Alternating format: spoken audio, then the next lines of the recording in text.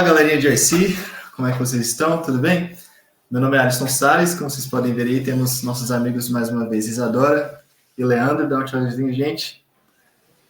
Isso aí, hoje nós vamos conversar um pouco sobre a lição de número 7, que fala especificamente sobre o capítulo 11 do livro de João. E assim, há muitos pontos importantes que nós vamos abordar aqui. E lembrando que esse Conde YC, ele é para que você tenha apenas um gostinho do que é estudar a lição e incentivar para que você venha se aprofundar mais, estudar mais, ter mais conhecimento da palavra de Deus, para que possa compartilhar com outras pessoas, com outros jovens aí da sua igreja, do seu trabalho, do seu colégio, da faculdade, tá bom? Que Deus seja glorificado acima de tudo. Certo, pessoal? Essa lição foi bem interessante. Esse é um capítulo que chama muita atenção e nós vamos falar um pouquinho do porquê que ele chama tanta atenção assim. Mas, no contexto, vocês já devem ter visto aí que é a ressurreição de Lázaro. Então, a ressurreição desse amigo muito chegado de Jesus foi um dos grandes marcos do seu ministério e grande prova do poder de Deus. E só contextualizando aqui, a informação chega para Jesus, que estava em outro lugar, não estava ali nas proximidades de Jerusalém, na Judéia, e Betânia era o lugar onde Lázaro e suas irmãs, Marta e Maria, moravam. E era perto de Jerusalém. Só que, estudando ali uns capítulos anteriores, como nós vimos nas lições passadas, Jesus já estava sendo perseguido, já estava sendo muitas vezes ameaçado de morte, e os discípulos já temiam pela vida de Jesus. E Jesus estava bem longe dali, e chega a notícia de que Lázaro está doente. E o que acontece? Os discípulos, eles ouviram a notícia e viram que a reação de Jesus não foi algo que eles esperavam. Eles esperavam, assim como as irmãs de Lázaro, que Jesus fosse imediatamente ao socorro dele. Porém, isso não aconteceu. E isso frustrou as expectativas dos discípulos. E aqui vai a primeira pergunta, pessoal. Por que nos incomodamos tanto quando Deus não supre as nossas expectativas? Que foi o que aconteceu com os discípulos, com esse acontecimento. Eu particularmente creio que muitas vezes não compreendemos temos esse sentimento de frustração por não entender esse agir de Deus muitas vezes e não suprir nossa expectativa justamente porque, assim como os discípulos, nós somos tardios de compreensão. Sabe, as pessoas, quando não compreendem alguma coisa, tendem a rejeitar ou odiar aquilo, que não vai de acordo com aquilo que nós esperávamos, né? Criou-se uma expectativa, teve então essa expectativa frustrada e, portanto, nós acabamos incomodados com isso. Mas um fator crucial é que quando nós entendemos o motivo de alguma coisa, o motivo de algum acontecimento, o motivo de Deus não ter atendido uma oração ou ter feito alguma coisa que a gente não esperava, quando a gente entende as motivações de Deus, qualquer sentimento de frustração some. Tem até um texto do Espírito de Profecia que fala que nós não faríamos escolhas diferentes das que Deus mesmo faz se soubéssemos aquilo que ele sabe. E os discípulos várias vezes são retratados como sendo tardios de compreensão, né? Então, muitas vezes nos falta a compreensão da vontade de Deus. E tudo isso só pode ser feito quando a nossa mente estiver aberta para receber mais o conhecimento de Deus da seguinte forma: como uma criança que está livre de qualquer preconceito e que busca aprender mais, ganhar mais conhecimento, e dessa forma a compreensão virá, né? Porque muitas vezes conhecer a vontade de Deus bate com os nossos preconceitos e muitas vezes, por causa do egoísmo humano, a gente tende a ficar com aquilo que a gente acredita pessoalmente, mesmo que não seja a vontade de Deus propriamente dita. Verdade. Eu também concordo, Leandro, que se a gente compreendesse mais a vontade de Deus, a gente não seria tantas vezes frustrado, né, das nossas expectativas. Mas eu também acho que muitas vezes a gente não vai entender as motivações e os propósitos de Deus no momento em que ele faz aquilo que ele faz, né, do que ele precisa fazer. Então, muitas vezes, por exemplo, algo muito triste, né, a morte de algum querido, como é no caso dessa história de Lázaro, não estava em total compreensão humana os objetivos de Jesus ali, em todo aquele acontecimento. E muitas vezes essa frustração que a gente sente quando o Senhor não supre as nossas expectativas vem da nossa... Como que me ajudem a palavra que é o contrário de fé? Presunção, lembrei. Presunção. Quando a gente tem a presunção de querer achar que a gente precisa saber de tudo, entendeu? A gente precisa estar no controle da situação, a gente precisa saber o que vai acontecer agora, qual que é o objetivo de Deus, o que ele vai fazer depois, e depois, e depois. A gente quer saber de tudo. Mas ele está querendo nos colocar numa posição de humildade. Ele diz assim, filho, você não precisa saber de tudo. Nem sempre você vai saber de todos os meus propósitos, mas você precisa confiar que eu vou fazer o melhor. E essa é a parte difícil, né? Que muitas vezes a gente não quer assumir essa posição, se colocar nessa posição de humildade e aceitar o que o Senhor tem por nós. E tem um texto que eu acho muito lindo, do Espírito de Profecia, que fala que Jesus é a plenitude de todas as nossas expectativas. Então, assim, se alguma coisa sai fora do que a gente esperava, ou a gente se frustra com alguma coisa, a gente só precisa olhar para Jesus. Porque nele a gente vai encontrar a plenitude de todas as nossas expectativas, né? Então, assim, a gente pode se entristecer por algum momento, mas nele a gente vai se recuperar, a gente vai entender que os propósitos são maiores, que a vontade dele é perfeita e que nas piores circunstâncias ele ainda está agindo pelo nosso bem, pelo melhor. Então, eu acho que seria isso. Isso é verdade. Os discípulos, eles tinham uma alta expectativa de que Jesus, estando ali, mesmo num lugar distante, ele faria todo o possível para suprir a necessidade daqueles que eram mais íntimos, né? Assim como nós, nossas relações familiares, nós temos amigos com quem podemos contar e nós, muitas vezes, geramos essas expectativas que, muitas vezes, são supridas. É normal disso acontecer, de amigos íntimos, familiares muito próximos que nós amamos. Então, fica sempre nessa relação de dar e receber, certo? Então, é natural que essa expectativa aconteça. E não foi diferente com os discípulos de Cristo, né? Então, só que a Senhora menciona que, ao eles perceberem isso, a dúvida começou a entrar no coração deles.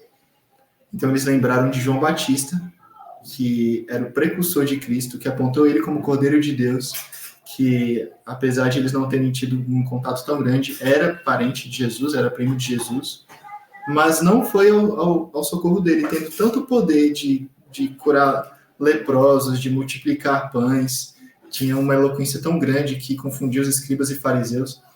Ele tinha uma autoridade, se dizia o Filho de Deus, e não exercia esse poder, essa autoridade em favor daqueles que eles queriam que ele exercesse, né? Então, assim, isso fez com que eles questionassem a respeito do amor do Salvador, pensando o seguinte: será que ele realmente se importa? Será que nós não estamos assim? Vai acontecer o mesmo com a gente em algum momento? Será que ele vai nos abandonar? Porque não está fazendo nenhum sentido. Esse amigo que é o mais chegado que Jesus, um dos que ele mais ama, ele está agindo dessa forma. Não está indo lá e isso frustrou em grande parte as expectativas. E é aí que entra o perigo. Nós não podemos colocar as nossas esperanças nas situações ou em pessoas, porque nós podemos nos frustrar muitas vezes. Então, durante toda a história, nós vemos profetas que foram mortos, cerrados ao meio. Isaías foi cerrado ao meio, Daniel foi lançado na cova dos leões, os 3 amigos de Daniel foram lançados na fornalha de fogo ardente. Então, para uma perspectiva hoje do cristianismo, do que tem sido pregado na maior parte, eu não posso dizer no mundo inteiro, Mas tem sido pregada uma fé que é você cumprir a sua parte do combinado e você vai ter o que você está necessitando, o que está precisando, os seus sonhos, os seus desejos. E isso é um problema muito grande, porque o que Jesus prometeu é o quê? Que no mundo, neste mundo que nós estamos, nós teríamos aflições. Então, o nosso papel é fazer o que realmente os amigos de Daniel fizeram. Misael, Ananias e Azarias. Se Deus quiser nos salvar, que nos salve. Se Ele não nos salvar, decidir que por bem que a gente pereça e que a gente morra, a gente vai permanecer fiel a Ele, certo? Isso vem com a experiência dos momentos que nós dedicamos a Deus, na experiência dos anos. E os 12 apóstolos ainda estavam desenvolvendo essa fé. Como nós comentamos na lição 5, se não me engano, a incredulidade vem muitas vezes por conta do coração endurecido, certo? Então, isso é algo muito sério. E podemos muitas vezes cair no mesmo erro, certo? E Jesus, ele agiu do jeito que ele agiu porque ele buscava fazer a vontade de Deus. Em todo o tempo, nós sabemos ali pelas profecias de Daniel, Jesus era bem aprofundado no conhecimento das Escrituras, então ele sabia o tempo determinado que era o tempo de ministério dele. O tempo que ele deveria morrer, ele já sabia, de acordo com as profecias e com a comunhão direta com o Pai. E ele sabia que ainda tinha tempo para trabalhar seu ministério terreno, ele sabia que estava fazendo a vontade do Pai. Então, como que nós podemos agir sempre de acordo com a vontade de Deus? Essa é a pergunta número 2. Mesmo que isso pareça estranho para a nossa família ou amigos, assim como Jesus agiu. O que aconteceu? Jesus, depois de um tempo, ele falou, vamos voltar para Judeia. Ou seja, perto de Jerusalém, ali onde estavam os maiores inimigos dele, Jesus estava agora se direcionando. Primeiro ponto, ele frustra as expectativas dos discípulos. Segundo ponto, ele faz exatamente o que eles não estavam esperando e que a última opção que eles tomariam é essa de voltar para o lugar onde estavam aquele covil de serpentes. Então, assim, como nós podemos agir de acordo com a vontade de Deus? Eu creio que muitos aqui que estão assistindo passam por isso, mesmo parecendo totalmente estranho, ao contrário do que a família, amigos, colegas pensam. Como é que a gente faz isso? Bom, essa é uma pergunta incrível que a lição ela trouxe assim, uma resposta prontamente. Na experiência de Jesus indo para Betânia, como você bem comentou, Alisson, a Isa também, os discípulos se questionaram por que Jesus tomou algumas atitudes, né? Primeiro, vamos voltar à Judeia, mas Senhor, estão querendo te matar, nós não esperávamos que você fizesse isso. E outra, quando ele recebeu a notícia de que Lázaro, seu grande amigo, havia morrido, ele não foi prontamente. Por que isso aconteceu? O próprio Jesus responde no capítulo 11 de que eu agradeço a Deus por não ter ido antes para que seja revelada a glória de Deus.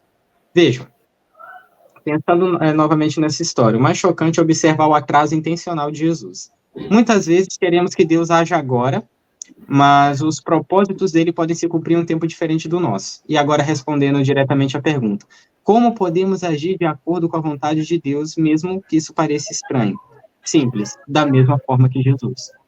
Porque nenhuma coação externa, não foi pelo que os outros pensavam, esperavam, que Jesus agiu. Ele não agiu movido pelos seus sentimentos ou por aquilo que outras pessoas, ou mesmo seus próprios apóstolos, achavam que ele deveria fazer. Ele estava determinado a fazer a vontade do Pai, porque o que governava suas ações, como diz a lição, nenhuma coação externa levou Jesus a agir. Ele não agiu pelo que os outros pensavam, determinavam que ele deveria fazer, como seus discípulos tentaram fazer várias vezes. Mas ele estava determinado a fazer a vontade do Pai, por quê? Porque o que governava suas ações era o seu relacionamento com o Pai, não as expectativas humanas. O que movia Jesus eram os princípios da palavra de Deus e do que ele sabia que era a vontade do Pai. E outra coisa que nos ajuda e é fundamental para poder fazer a vontade de Deus é conhecer a quem você está obedecendo e servindo nesse caso. Sabe? Muitas vezes, como a gente sabe, a gente não entende os propósitos de Deus prontamente. Como também as próprias irmãs de Lázaro que disseram, Senhor, por que isso demorou tanto? Se estivesse aqui, nosso irmão não teria morrido. Mas mesmo assim, Elas manifestaram fé na palavra de Deus quando ele disse: teu irmão há de ressuscitar. E elas alimentaram essa esperança. Sabemos, Senhor, na ressurreição do último dia e tudo mais, elas verdadeiramente criam que Jesus era o Filho de Deus. E isso é uma coisa interessante, por quê? Porque muitas vezes nós não vamos entender a vontade de Deus. Nós não vamos entender muitas coisas. Mas sabendo quem Deus é, nós permanecemos fiéis. Quantas vezes a gente não sabe que é a vontade de Deus? Em um caso, por exemplo, de uma pessoa supondo que eu amo muito, que está nas últimas na UTI. A minha oração é que ela seja curada, que Deus a ajude. Mas nem sempre Deus vai responder conforme a minha oração. Então, o que vai determinar se eu vou agir com a vontade de Deus ou não? Eu conhecendo o Deus que eu sirvo. Senhor, se tu permitires isso, é porque tu sabes o que é melhor. Portanto, o Senhor curando ou não, eu permaneço fiel. Não entendo, posso não concordar, mas se é o Senhor que está determinando, tudo bem, porque a ti eu conheço. E isso só pode ser fruto de um relacionamento profundo, comunhão diária, assim como Jesus também tinha com o Pai. Amém. Eu concordo plenamente com o Leandro nessa parte nossa, a gente precisa muito de um relacionamento profundo para que essas pressões externas, né, que são normais, que vão acontecer na nossa vida com a família, com os amigos, com as pessoas que estão ao nosso redor, e às vezes não só com as palavras, mas até mesmo com a forma de elas agirem, de nos tratarem, se torna diferente, porque você passou a comer diferente, a se vestir diferente, a não ir em determinados lugares ou não fazer determinadas coisas, as pessoas passam a se estranhar, e é normal, né, que elas estranhem. Algumas pessoas não aceitam. E como que a gente vai continuar firme diante dessas pressões, né? Porque ninguém quer ser tratado de forma diferente, né? A gente quer ser aceito, a gente quer ser amado, e mais ainda por pessoas que são próximas da gente, dos nossos familiares, dos nossos amigos. Mas é só através de um relacionamento muito íntimo e profundo com o nosso Salvador. É da gente saber responder, dar razão daquilo que a gente está fazendo, né? E não simplesmente eu estou fazendo porque fulano falou que eu tenho que fazer, ou porque alguém, né, está fazendo também e eu vou fazer. Não, porque eu tenho uma convicção clara na minha mente, né? Eu estou intelectualmente convencido de que aquela é a vontade de Deus para minha vida e eu vou permanecer firme nos princípios. Isso não quer dizer que eu vou tratar as pessoas mal, né? Isso não significa, eu vou tratar as pessoas ao meu redor com o amor de Cristo, né? E mesmo que elas venham a me tratar mal de alguma maneira, eu ainda vou continuar tratando elas com amor, mas eu não vou desviar do meu princípio, eu não vou ceder naquilo que eu sei que é o correto, que o Senhor me mostrou claramente que é o correto. Isso me lembra muito algumas histórias, e a gente escuta muitas histórias de milagres. Quando a gente escolhe permanecer firme, a gente dá oportunidade para o poder de Deus agir na nossa vida. E também na vida das pessoas que estão ao nosso redor, né? Porque se a gente, em um momento é firme, mas no outro momento a gente acaba cedendo, é como se a gente bloqueasse o poder do Espírito Santo na vida das outras pessoas ao nosso redor, né? Então, eu me lembro de ter lido o livro do pastor Pavel Goya, não sei se você esqueci o nome do livro agora. Um Milagre. Isso, exatamente.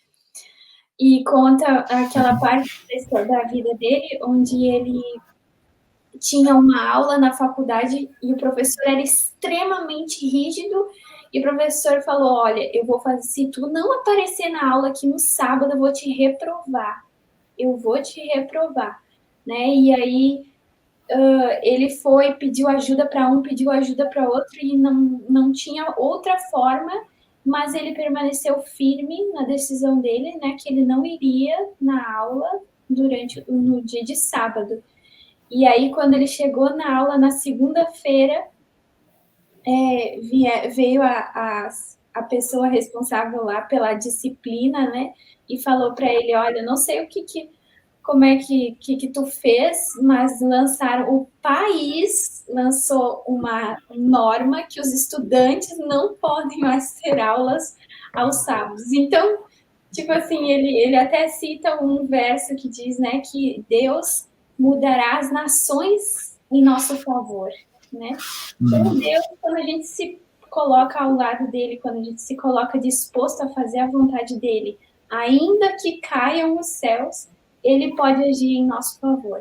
Né? E assim como o Alisson mencionou, ele agiu por Daniel na cova dos leões, ele agiu pelos amigos de Daniel na fogueira. Ele pode escolher não fazer isso, pode, né? Ele não é obrigado a nos salvar, mas ele também nessas impossibilidades humanas é onde Deus pode agir, a possibilidade de Deus agir. Concordo, plenamente. Esse livro do Pavel é incrível, né? Poderia ser até a nossa dica de OIC também, porque esse é uma lição que fala sobre milagres, né? E realmente um atrás do outro ali, e exatamente ele agia não de acordo, Pavel, com a cultura do país, né? De acordo com as leis ali, e realmente era muito estranho. Mas Deus age de maneiras estranhas, na maior parte das vezes. Né? Que a sabedoria de Deus é loucura para os homens. E acredito que a vida de Cristo foi uma constante, como eu poderia dizer?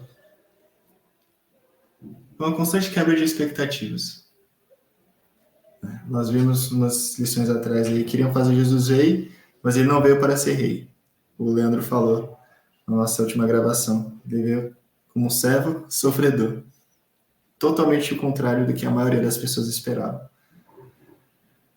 E assim, na nossa vida prática,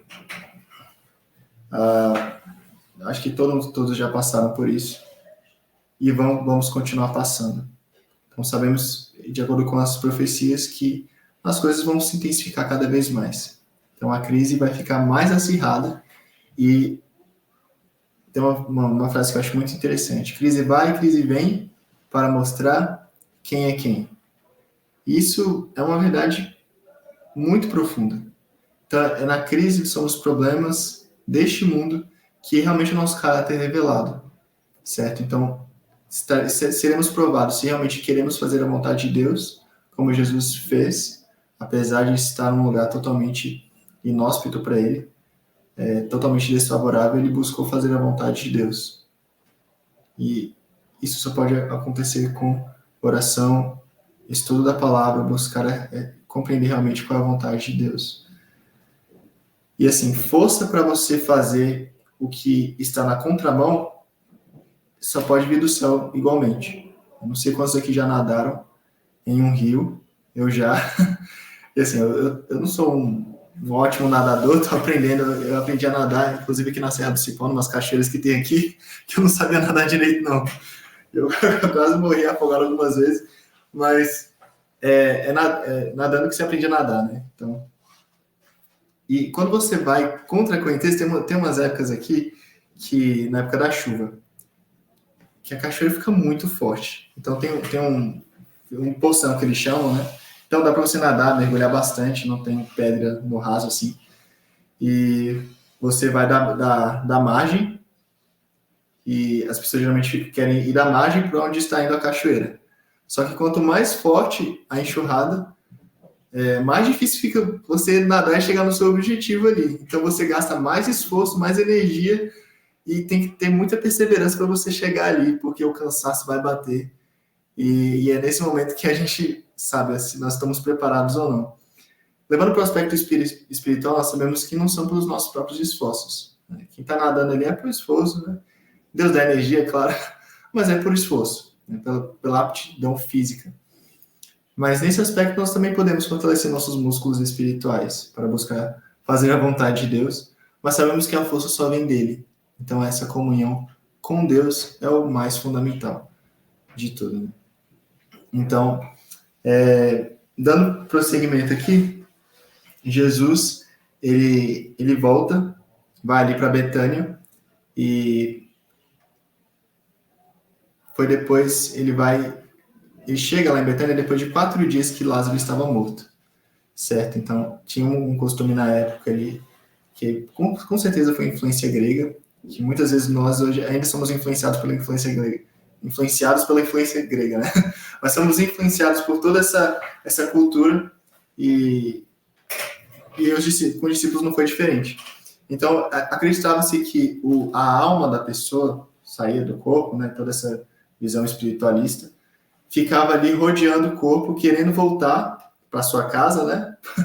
Por pelo menos 3 dias. Era o máximo de tempo que poderia ser tolerado, certo? Então, ficava ali rondando a alma. Então, Jesus já tinha efetuado outras ressurreições, certo? Aquela menininha lá, a filha de Jairo, né, que ele ressuscitou. Teve o filho de uma viúva, de Naum, se eu não me engano. Me corrijam se eu estiver enganado. Então, Jesus ressuscitou outras pessoas, certo? E ele ordenou isso aos discípulos também, ressuscitar mortos, curar enfermos, certo? Na comissão dos discípulos, dos 70 também.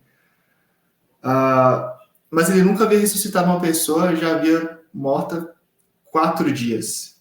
Então, isso já quebrava aquela barreira da incredulidade. Porque, assim, a incredulidade acontece bastante porque o homem começa a ter os seus raciocínios ali. Então, os fariseus, vendo que Jesus expulsava demônio, eles não queriam concordar com ele, então falavam que ele expulsa demônio pelo poder dos demônios, né? Então já inventa lá uma doutrina, então, assim, os demônios têm poder de expulsar demônios, e é isso mesmo que está acontecendo. Dá vazão para a incredulidade. E na palavra de Deus, o servo do Senhor fala que aqueles que quiserem colocar as suas dúvidas, eles terão vários ganchos onde colocar. Estou parafraseando aqui. Mas nós sempre teremos motivos para duvidar de tudo. Na verdade, tudo aqui no mundo a gente pode ter motivos para duvidar, né? São muitas teorias. E na Bíblia, como é um livro que que é um dos livros mais lidos do mundo, mas também um dos mais considerados controversos, e tantas pessoas que detestam, que odeiam, tem muitas fontes de dúvidas que podem acontecer. Então, se Jesus tivesse ressuscitado Lázaro com 3 dias, eles poderiam falar o quê? Ele trouxe a alma. Na verdade, Jesus ele não ressuscitou. A alma dele estava ali ao redor e voltou porque quis voltar. E, coincidentemente, Jesus estava ali no momento. E acontecem coincidências, né? Então, eles poderiam ter falado isso e muitas pessoas poderiam ter acreditado.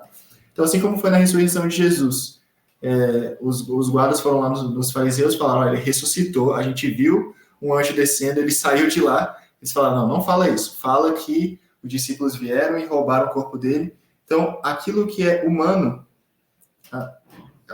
pode ser aplicado ali da forma que bem foi entendido por conta da incredulidade.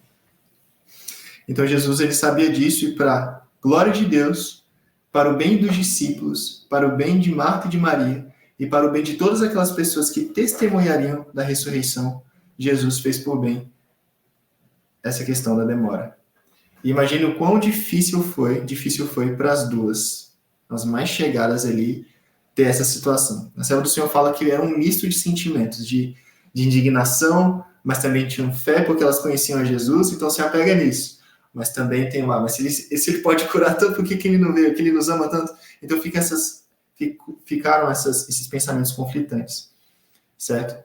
E aí, finalmente Jesus chega. Eu não vou me delongar muito aqui, isso aqui é só um comentário breve.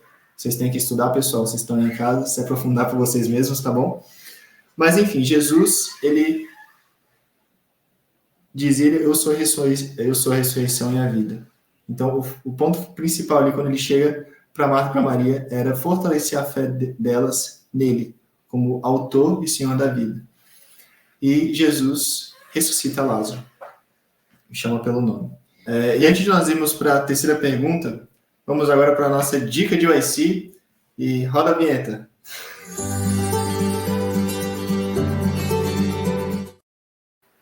Pessoal, a nossa dica de YC de hoje é algo muito novo, o livro desejado de todas as nações. Se vocês ainda não viram essa dica de YC em nenhum dos nossos outros vídeos, eu sugiro a leitura desse livro aqui.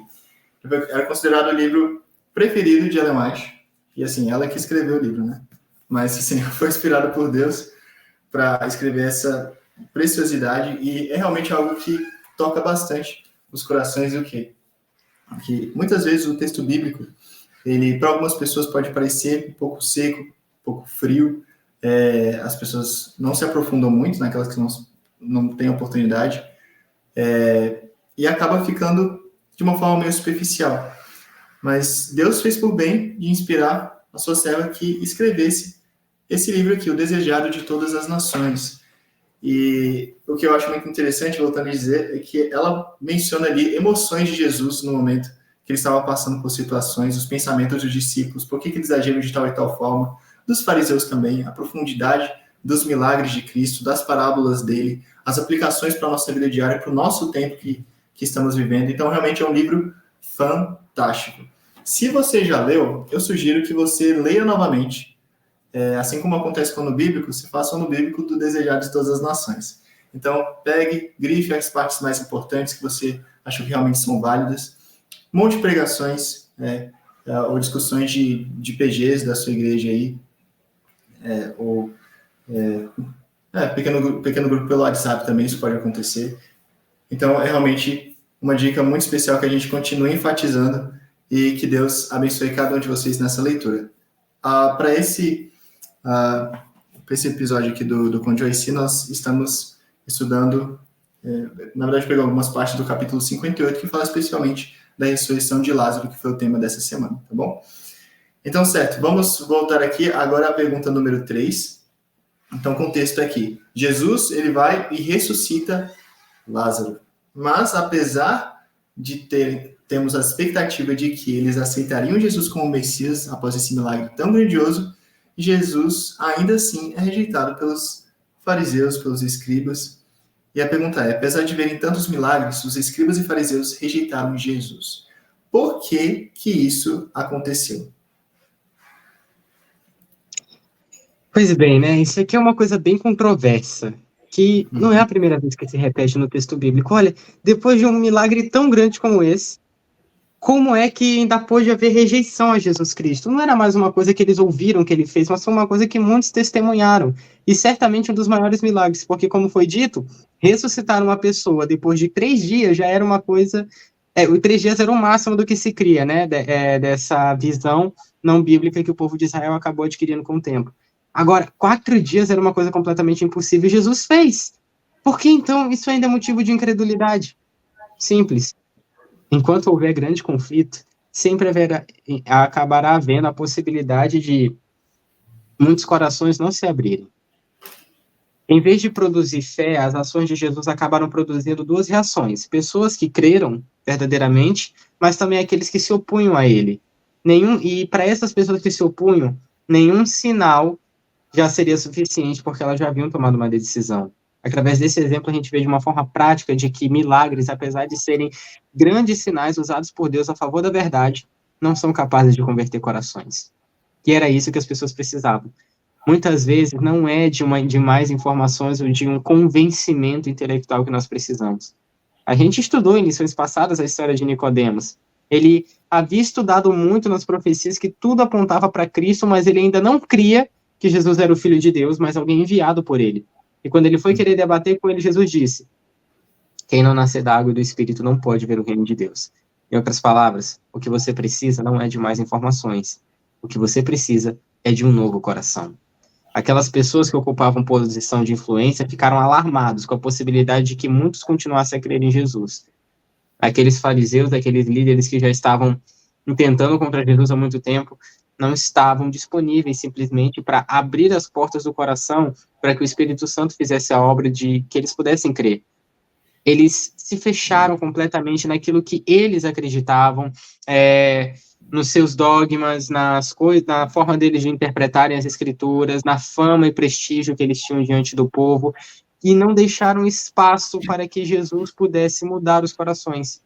Então, o que eles precisavam não era de mais sinais. Milagres não convertem ninguém. O que é necessário, de fato, é a mudança de coração. É um novo coração, para que se tenham novos pensamentos também. E isso é uma obra que o Deus, o Espírito Santo, faz, mas é uma coisa que só pode acontecer com a nossa permissão. É verdade. Eu estava lendo no Desejado de Todas as Nações, e eu até mencionei isso em uma das lições anteriores que a gente gravou, que as pessoas, tanto o povo quanto os fariseus, em algum momento pediram sinais para Cristo, né? E diante de tantos sinais que ele já tinha feito, continuavam nessa incredulidade. E aí eu queria ler esse pequeno trecho que diz assim, ó: se não se convenciam pelo que tinham visto e ouvido, inútil seria mandar-lhes mais obras maravilhosas. A incredulidade encontrará sempre desculpa para a dúvida e raciocinará negativamente sobre a mais positiva prova. Então, Jesus fez ali que milagre maior eles poderiam querer ver, né? Do que ressuscitar, trazer de volta à vida uma pessoa. E mesmo assim o coração deles ficou endurecido. Então é exatamente isso que o Leandro mencionou. Eles não aceitaram o poder transformador da graça sobre o coração deles. Eles se fecharam completamente. Eles não quiseram cair sobre a rocha, né? Isso, para eles, destruir os preconceitos, toda aquela mentalidade formada que eles tinham, era muito... Eles achavam que aquilo era muito ruim, muito difícil. Então, eles escolheram ficar onde eles já estavam, naquela posição em que não exigiria um sacrifício, não exigiria uma mudança, não exigiria, quem sabe, renúncias. Então, eles escolheram permanecer onde estavam, né? E isso eu acho que é triste para nós, né, lermos, mas imagina quão mais triste é para Cristo, né? Quão mais triste para ele quando alguém fecha e rejeita completamente a ação da graça no coração. E foi exatamente isso que aconteceu, né, nesse caso aqui com os escribas. Apesar de verem tantos milagres, eles rejeitaram a Jesus e crucificaram a Jesus, né? Que essa não seja a nossa realidade, né? E também que nós não venhamos a necessitar ver as coisas, milagres ou sinais para crer na obra de Cristo, porque a obra de Cristo em nós, muitas vezes, e na verdade quase todas as vezes, ela é silenciosa, né, dentro do nosso coração. Sim. Um ponto também que foi a causa de eles serem rejeitados por conta do amor à proposição deles, certo? Nicodemos, quando foi encontrar Jesus de noite, ele já chegou chamando de Jesus de mestre, o exaltando, porque ele queria receber exaltação em retorno também. Mas Jesus já fala, você precisa nascer de novo. Se fosse qualquer outro dos fariseus, eles já teriam travado ali e fechado o coração para Cristo, diante dessa repreensão que foi bem branda de Cristo. E os fariseus, esse grupo, né, eles amavam a posição de líderes, né, todos os benefícios que vinham com isso também, a autoridade, o respeito, entre aspas, né, do povo. E o orgulho, assim, pegando nos princípios, orgulho, egoísmo, certo?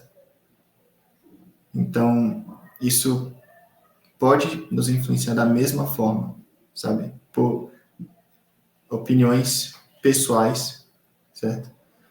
Então, a gente sabe que no futuro, quando a crise se aprofundar, vai estar bem claro ali a verdade e o engano, especificamente falando a respeito do sábado e do domingo, né? E muitas pessoas vão ter a luz, assim como os fariseus viram o milagre de Jesus ressuscitando a Lázaro, vão ter uma prova ali palpável de qual é a vontade de Deus, Deus se revelando, e mesmo assim, por amor à comodidade, por amor à facilidade, certo? Um cristianismo que não busca fazer a vontade de Deus, mas sim fazer a própria vontade. Assim, Satanás vai fechar o cerco para que realmente aqueles que quiserem servir a Deus vão ter que abrir mão de muita coisa. Vão ter que abrir mão de posições, vão ter que abrir mão de oportunidades, vão ter que abrir mão da família, abrir mão de conforto. E isso é algo que Satanás tem utilizado para derrotar muitas pessoas durante as eras, né? Aqueles que querem buscar e servir realmente a Deus. Então, que isso não vai acontecer com nenhum de nós, certo? Precisamos ter sempre essa autoanálise, mas não para ficarmos nos afundando em nós mesmos, mas pedir que o Espírito Santo, pedir assim, Senhor, que o Senhor me revele o meu próprio coração. Que o Senhor me mostre assim como o Senhor me vê, que eu consiga ver isso também, e ver a minha grande necessidade de Ti, para que eu possa ser transformado, e para que eu não endureça o meu coração diante da Tua presença. Esse deve ser o pedido do nosso coração. Bom, então é isso. Vocês têm mais algum comentário? Mas essa lição foi muito especial. Esse é um capítulo realmente fantástico. E tem uma parte ali do plano para tirar a vida de Jesus. Caifás, ele profetiza a respeito de um homem que deveria morrer pela nação. Apesar de ele nem compreender direito as profecias, ele acabou sendo, de certa forma, usado para falar algo que realmente aconteceria. Jesus morreu para nos resgatar a todos os filhos de Adão. Mas nem todos vão aceitar, infelizmente, essa mensagem, não vão aceitar o Cordeiro que foi morto. E nós realmente podemos ter a esperança da ressurreição em Cristo Jesus. E a ressurreição para a nova vida, igualmente. Acho que esse é o mais fundamental, né? Porque passar pela ressurreição, todos vão passar. Uns para a vida, outros para a morte eterna, né? Mas se tivermos Cristo vivendo em nós, né, esse novo nascimento, como o Leandro falou da última vez, ter Jesus morando em nós, como ele morou no ventre de Maria, então é algo de extrema importância e fundamental para a nossa vida, nossa caminhada cristã. Tá bom? Então, vamos finalizar com uma oração? Oremos então. Pai Celestial, nosso amado Salvador, nosso Redentor, Pai, nós te agradecemos pelo dom da Tua palavra, Senhor. Te agradecemos porque o Senhor sempre nos instrui, nos mostra o caminho que devemos seguir. Pai, te agradecemos porque Jesus, ele esperou 4 dias para ir ressuscitar a Lázaro, Pai, porque ele se importava com a salvação de seus filhos, para que eles crescem, que acreditassem que ele era o Cordeiro de Deus, o Filho de Deus, e nele estaria a verdadeira fonte de vida, Senhor. Te agradecemos por isso, porque temos essa esperança, temos essa palavra escrita, essa história que aconteceu há tanto tempo, mas que ainda tem aquecido tantos corações, Senhor. Nos dê mais amor, a Tua verdade, a Tua causa. Tira do nosso coração, Pai, a incredulidade, a falta de fé. Que isso nos ajude, meu Deus, nas nossas deficiências, naquilo que não conseguimos fazer, Pai. Por favor, que isso nos supra. Que sejamos instrumentos nas Tuas mãos, que Teu Santo Espírito venha moldar a nossa mente e nosso coração. É o que nós te pedimos, pelo sangue de Cristo Jesus, nosso amado Salvador e intercessor. Amém, Senhor. Beleza, pessoal? Deus abençoe vocês. Foi uma bênção. E a gente se vê no próximo.